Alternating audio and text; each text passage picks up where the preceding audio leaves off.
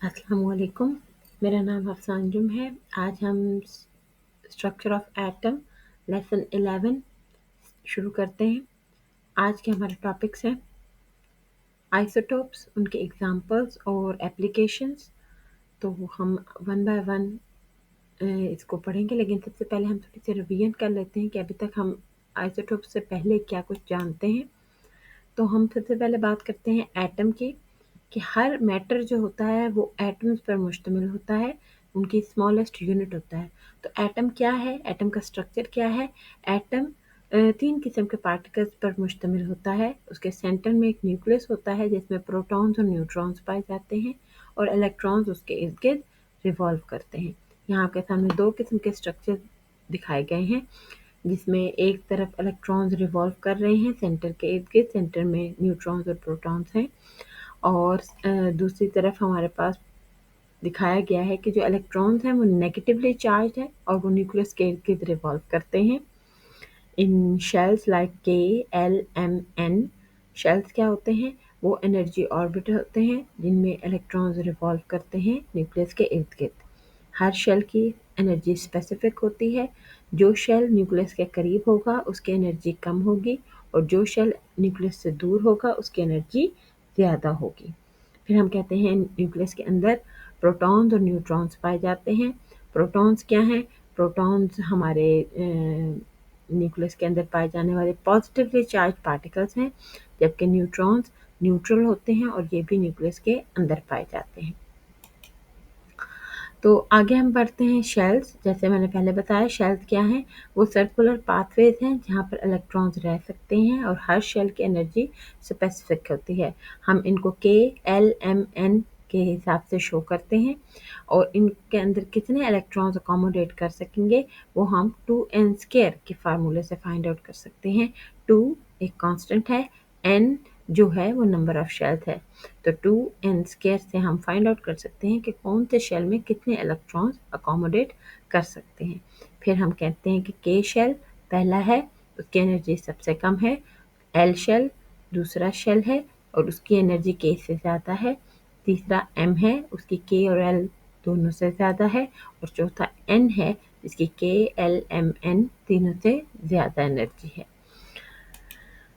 फिर हम कहते हैं हर शेल जो है वो सब शेल्स पर मुश्तमिल होता है। ये सब शेल्स क्या हैं? ये वो कंपार्टमेंट्स हैं जहाँ इलेक्ट्रॉन्स पाए जाते हैं।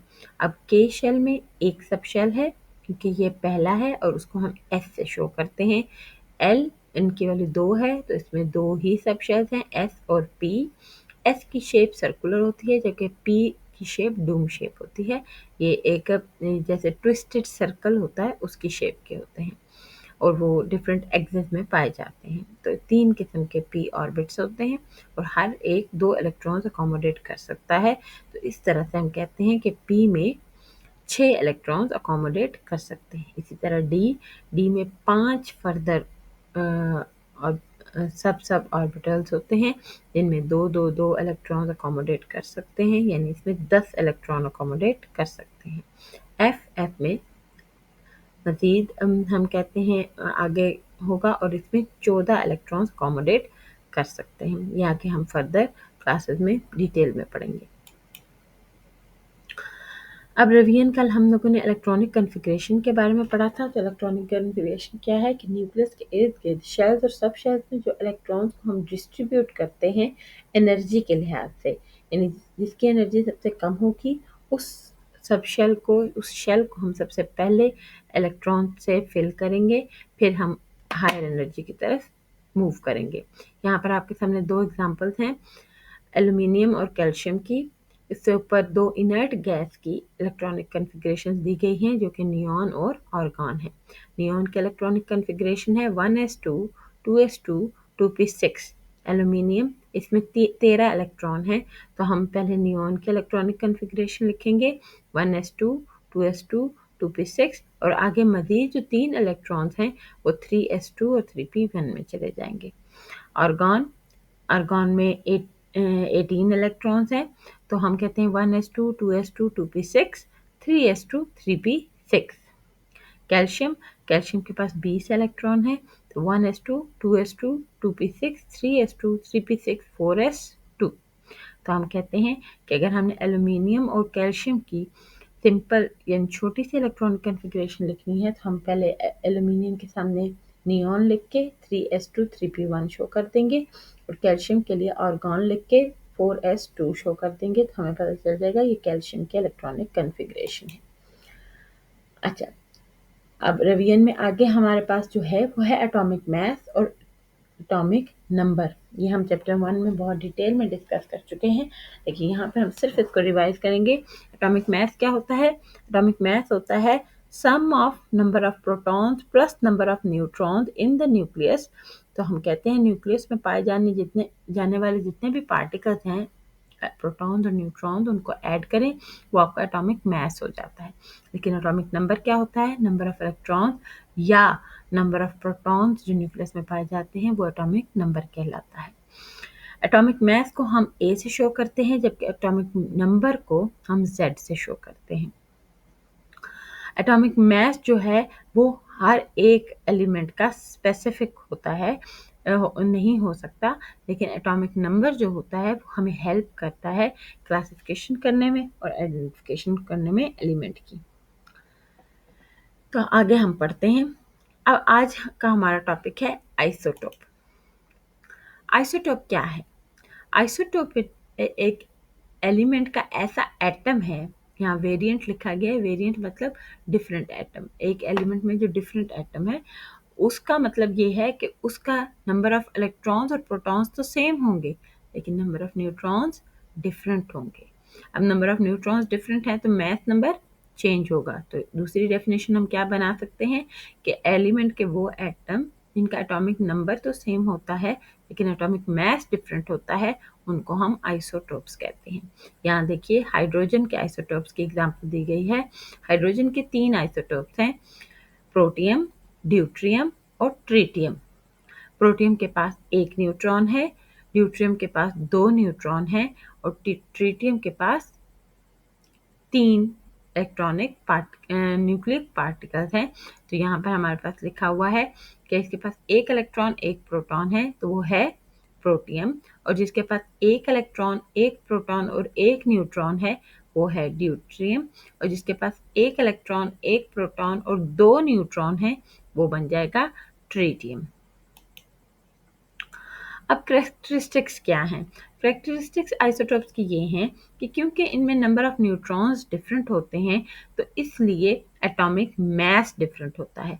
एटॉमिक मास डिफरेंट होता है तो इनकी फिजिकल प्रॉपर्टीज आपस में डिफरेंट होती हैं। यानी मेन एलिमेंट से आइसोटोप की फिजिकल प्रॉपर्टीज यानी उसका boiling point, melting point, density और दूसरी जो फिजिकल प्रॉपर्टीज हैं वो डिफरेंट होती हैं। तो हम कह सकते हैं हाइड्रोजन के प्रोटियम, ड्यूट्रियम और ट्रिटियम के आपस में जो फिजिकल प्रॉपर्टीज हैं वो चेंज होंगी।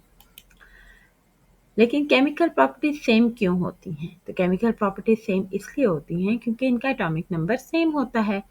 एटॉमिक नंबर सेम क्यों है? क्योंकि इनके अंदर नंबर ऑफ इलेक्ट्रॉन्स जो होते हैं वो सेम पाए जाते हैं।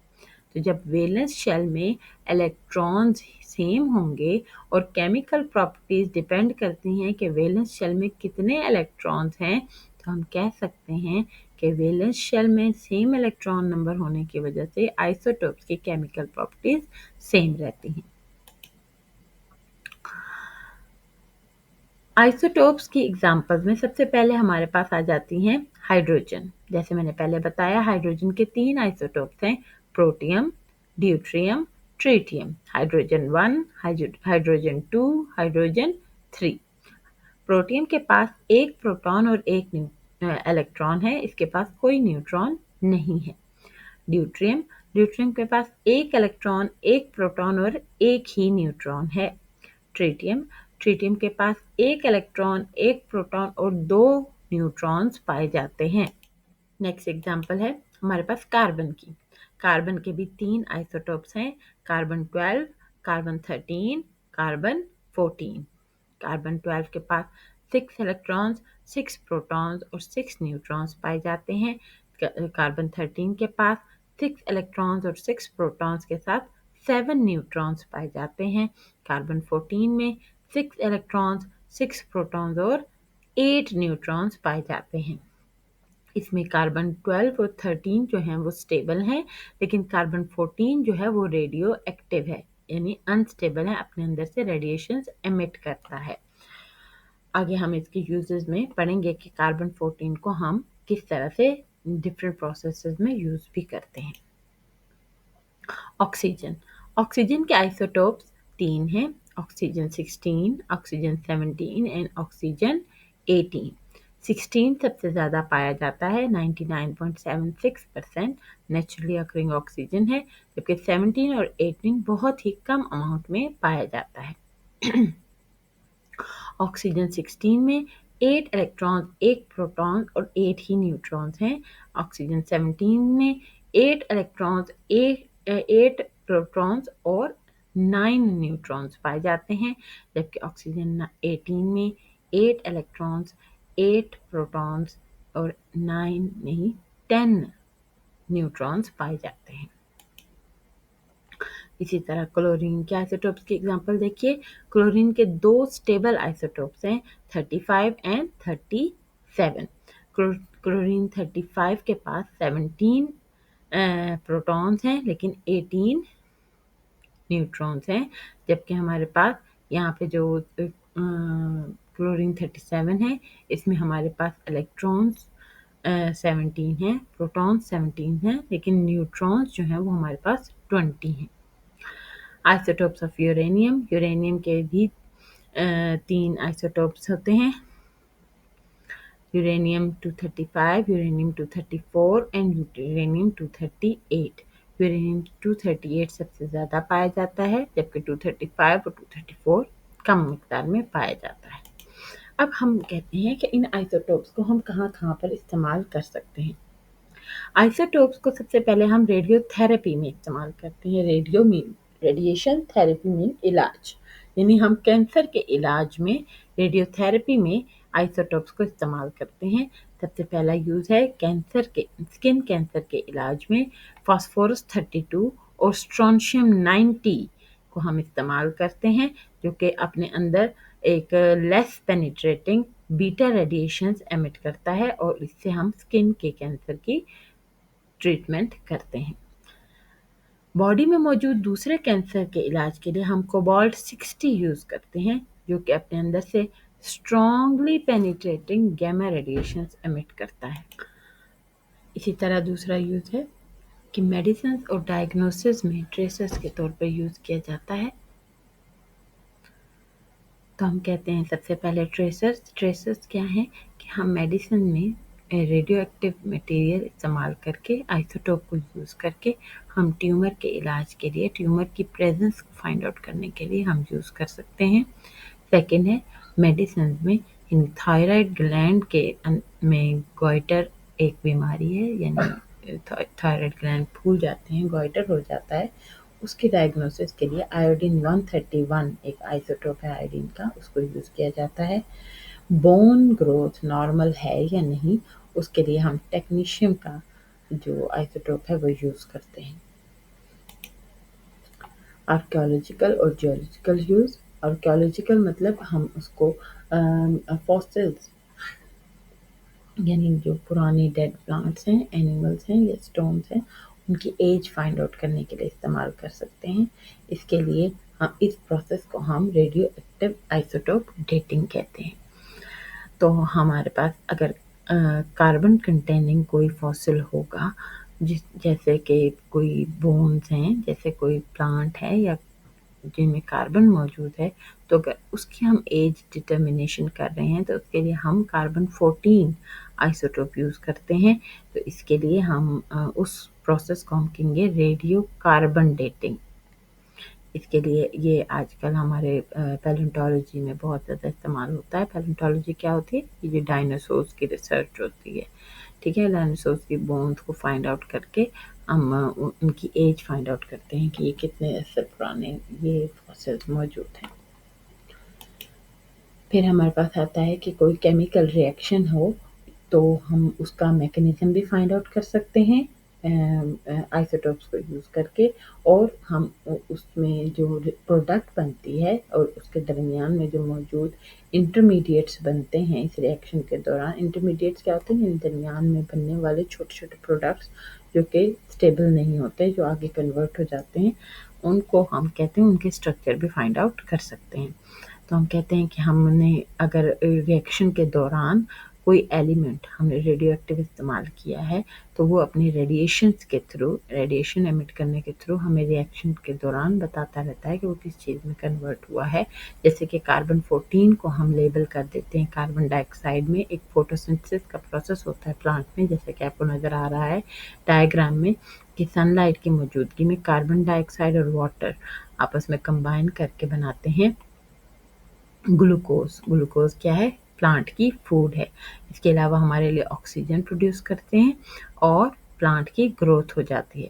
तो हम कहते हैं कि कार्बन 14 अगर कार्बन डाइऑक्साइड में इस्तेमाल किया जाए तो हमें पूरे प्लांट में पता चलता रहेगा कि अब ये कार्बन कंटेनिंग कंपाउंड कौन सा स्ट्रक्चर बना रहा है और मैकेनिज्म के किस पॉइंट पर मौजूद है। फिफ्थ एप्लीकेशन है पावर जनरेशन में। पावर जनरेशन क्या है? कि हम कंट्रोल्ड फिशन रिएक्शन करते हैं। फिशन रिएक्शन क्या होता है?